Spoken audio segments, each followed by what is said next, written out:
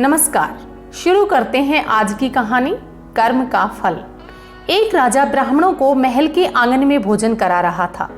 राजा का रसोइया खुले आंगन में भोजन पका रहा था। उसी समय एक चील अपने पंजे में एक जिंदा सांप को लेकर राजा के महल के ऊपर से गुजरी। पंजों में दबे सांप ने चील से बचने के लिए अपने फन से जहर निकाला। जहर की कुछ बूंदें पकते हुए खाने में गिर गई। किसी को कुछ पता नहीं चला।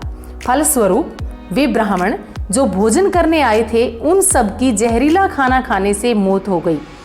जब राजा को ब्राह्मणों की मृत्यु का पता चला तो उसे बहुत दुख हुआ।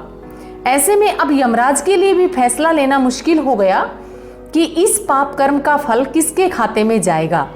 राजा जिसको पता ही नहीं था कि खाना जहरीला हो गया, या रसोइया जिसको पता ही नहीं था कि जहर की कुछ बूंदें खाने में गिर गई, वह चील जो जहरीला सांप लिए महल के ऊपर से गुजरी, या वह सांप जिसने आत्मरक्षा के लिए जहर निकाला।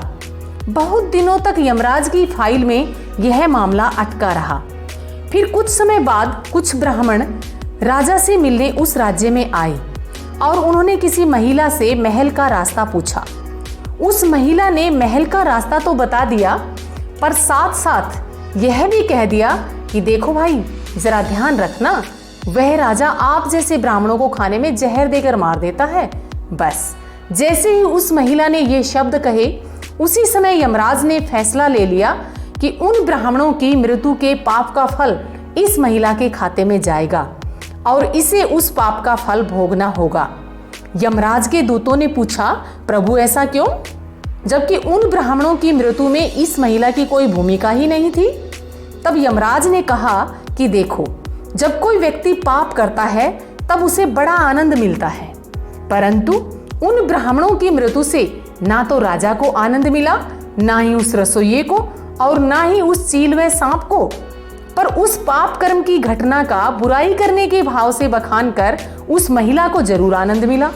इसलिए राजा के उस अनजाने पाप कर्म का फल अब इस महिला के खाते में जाएगा। कहानी खत्म हो जाती है, लेकिन एक सबक छोड़ती है हमारे लिए। अक्सर हम सोचते हैं कि हमने जीवन में ऐसा कोई पाप नहीं किया, फिर भी हमारे जीवन में इतना कष्ट क्यों आया। ये कष्ट और कहीं से नहीं, बल्कि लोगों की बुराई करने के कारण उनके पाप कर्मों का फल हमारे खाते में ट्रांसफर हो जाता है।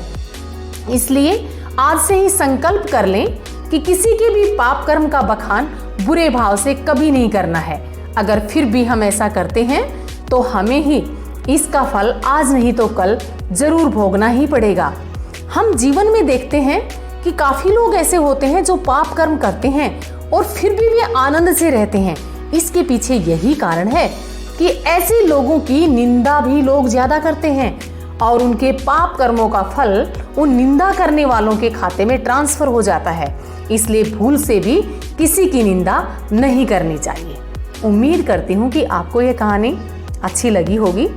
अगर आपको यह कहानी अच्छी लगी हो तो लाइक करें, कमेंट करें, दोस्तों से शेयर करें और चैनल को सब्सक्राइब करना न भूलें। धन्यवाद।